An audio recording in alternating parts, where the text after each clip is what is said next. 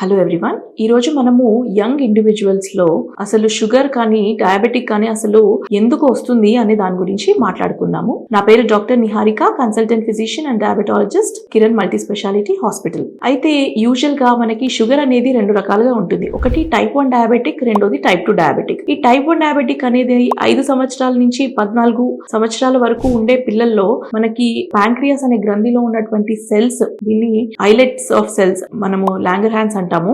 ఈ సెల్స్ మనకి genetical abnormality వల్ల వీళ్ళు పుట్టుకతోనే ఈ కణాలు లేకుండా పుట్టడం జరుగుతుంది. దీని వల్ల వాళ్ళకి బయట నుంచి ఇన్సులినే ఇవ్వాల్సిన అవసరం ఉంటుంది. అదే ఇప్పుడు చూస్తున్నటువంటి యంగ్ జనరేషన్ లో అంటే 25 సంవత్సరాల నుంచి కూడా మనము షుగర్ అనేది చూస్తాము. ఇది మెయిన్లీ వాళ్ళ ఫుడ్ హ్యాబిట్స్ వల్ల, స్పెషలీ ఈ హై క్యాలరీస్ ఉన్న డైట్, తర్వాత sugary drinks, refined carbohydrates, processed food ఎక్కువగా తీసుకోవడం వల్ల, ఫైబర్ ఉన్నటువంటి ఫుడ్ తక్కువగా కన్జ్యూమ్ చేయడం వల్ల, సెడెంటరీ లైఫ్ స్టైల్, ఎక్కువ కూడా డెస్క్ జాబ్స్ ఉండడం వల్ల, మూవ్మెంట్ అనేది బాడీలో లేకపోవడం వల్ల, ఎక్కువ స్ట్రెస్ ఎక్కువైపోవడం వల్ల, టైం కి నిద్ర లేకపోవడం వల్ల, స్లీప్ డిప్రైవేషన్ వల్ల, స్ట్రెస్ లో ఉన్నప్పుడు ఈ కార్టిసాల్ అనేటటువంటి హార్మోన్ ఎక్కువ రిలీజ్ అవ్వడం, గ్రెలిన్ ఎక్కువ రిలీజ్ అయ్యి ఎపటైట్ పెరగడం వల్ల, ప్రాపర్ గా టైం కి కన్జ్యూమ్ చేయకపోవడం వల్ల కూడా మనకి ఈ షుగర్ అనేది చాలా ఎక్కువగా చూస్తున్నాము. సో ఈ షుగర్ అనేది మనము అవాయిడ్ చేయాలి అంటే గనక మంచి ఆహారం తీసుకోవాల్సిన అవసరం ఉంటుంది.